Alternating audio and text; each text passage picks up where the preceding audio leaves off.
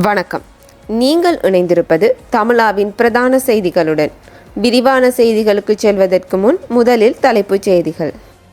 அதிகாலையில் இலங்கையை உலுக்கிய கோர விபத்து, உயரும் பலி எண்ணிக்கை. தமிழர் பகுதியில் இளம் குடும்பஸ்தருக்கு நேர்ந்த துயரம்.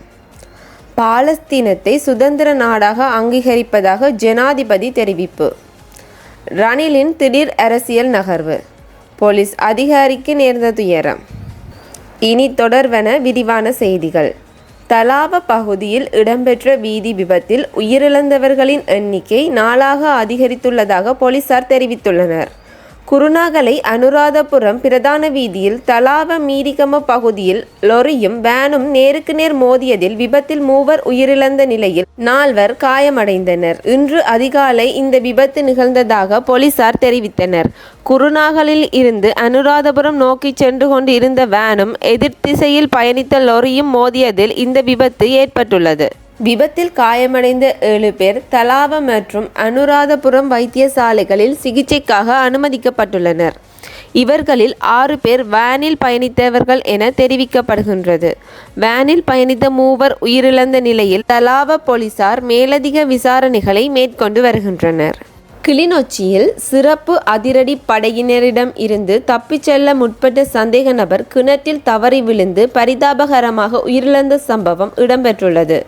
ராமநாதம் போலீஸ் பிரிவுக்கு உட்பட்ட பகுதியில் நேற்று இச்சம்பவம் இடம்பெற்றுள்ளது. குறித்த பகுதியில் சட்டவிரோத கசிப்பு உற்பத்தி இடம்பெறுவதாக சிறப்பு அதிரடி படையினருக்கு கிடைத்த தகவலுக்கு அமைய சந்தேக நபரை சிறப்பு அதிரடி படையினர் கைது செய்ய சென்ற போது தப்பிச் செல்ல முற்பட்ட சந்தேக நபர் கிணற்றில் தவறி விழுந்து உயிரிழந்துள்ளார். ராமநாதபுரம் பகுதியில் வசிக்கும் ஒரு பிள்ளையின் தந்தையான இளம் குடும்பஸ்தரே இவ்வாறு உயிரிழந்துள்ளார். சம்பவம் தொடர்பான விசாரணைகளை ராமநாதம் போலீசார் மேற்கொண்டு வருகின்றனர். ஊழலுக்கு எதிரான போராட்டம் ஆபத்து ஆனது என்றாலும் அதனை எதிர்த்து போராடாமல் இருப்பது இன்னும் ஆபத்து என்று ஜனாதிபதி அனுரகுமார திசாநாயக்க தெரிவித்தார். ஊழலுக்கு எதிரான போராட்டம் உலகின் ஒவ்வொரு நாட்டின் கலாச்சாரத்தின் ஒரு பகுதியாக மாற வேண்டும் என அவர் சுட்டிக்காட்டினார். ஐக்கிய நாடுகள் சபையின் 80வது பொதுச்சபை அமர்வில் உரையாற்றிய போதே ஜனாதிபதி அனுரகுமார திசாநாயக்க இந்த கருத்தை வெளியிட்டார். போதைப்பொருள் மற்றும் அவற்றுடன் தொடர்புடைய ஒழுங்கமைக்கப்பட்ட குற்றக்குழுக்கள் மற்றும் உலகின் புதிய பிரச்சனையாக மாறிவிட்டதாக ஜனாதிபதி தெரிவித்தார். ஐக்கிய நாடுகள் சபையின் 80வது பொதுச்சபை அமர்வில் உரையாற்றிய ஜனாதிபதி அனுரகுமார திசாநாயக்க பாலஸ்தீனத்தை ஒரு சுதந்திர நாடாக அங்கீகரிப்பதாகவும் இஸ்ரேலுக்கும் பாலஸ்தீனத்திற்கும் இடையிலான மோதலை முடிவுக்கு கொண்டுவர அனைத்து ஆதரவுகளையும் வழங்குவதாக மேலும் கூறினார். ஐக்கிய மக்கள் சக்தியின் முன்னாள் நாடாளுமன்ற உறுப்பினர் தயாசிறி ஜெயசேகரவை முன்னாள் ஜனாதிபதி ரணில் விக்ரமசிங்க தொலைபேசி ஊடாக தொடர்பு கொண்டுள்ளதாக தகவல்கள் வெளியாகியுள்ளது. ஐக்கிய தேசிய கட்சியின் வருடாந்த மாநாட்டின் பின்னர் தயாசிரியை தொடர்பு கொண்ட ரணில் நன்றி தெரிவித்துள்ளார்.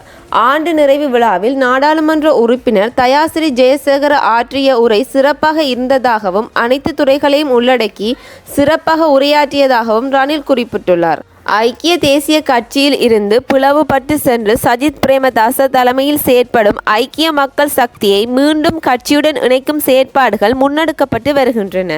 இவ்வாறான நிலையில் ஐக்கிய தேசிய கட்சியின் தலைவரான ரணில் விக்ரமசிங்கவின் தொலைபேசி அழைப்பின் பின்னணியில் அரசியல் செயற்பாடுகள் உள்ளதாக தெரிவிக்கப்படுகின்றது. நிட்டம்பூவை போலீஸ் பிரிவுக்கு உட்பட்ட கொழும்பு கண்டி பிரதான வீதியில் கொழும்பில் இருந்து கண்டி நோக்கி பயணித்த டிப்பர் லொரி எதிர்த்திசையில் இருந்து வந்த மோட்டார் சைக்கிள் மீது மோதி விபத்துக்குள்ளானதில் ஒருவர் உயிரிழந்துள்ளார். விபத்தில் மோட்டார் சைக்கிள் ஓட்டுநர் பலத்த காயமடைந்து வத்துப்பிட்டிவெல வைத்தியசாலையில் அனுமதிக்கப்பட்ட நிலையில் உயிரிழந்தார். சம்பவத்தில் உயிரிழந்தவர் வரக்காப்புல பகுதியைச் சேர்ந்த 33 வயது போலீஸ் கான்ஸ்டபிள் என தெரிய வந்துள்ளது. சடலம் வத்துப்பிட்டிவெல வைத்தியசாலை பிரேத அறையில் வைக்கப்பட்டுள்ளது. லொரியின் சாரதி போலீசாரினால் கைது செய்யப்பட்டுள்ளார். நிட்டம்புவை போலீசார் மேலதிக விசாரணைகளை மேற்கொண்டு வருகின்றனர். இத்துடன் தமிழாவின் பிரதான செய்திகள் நிறைவடைகின்றன. வணக்கம்.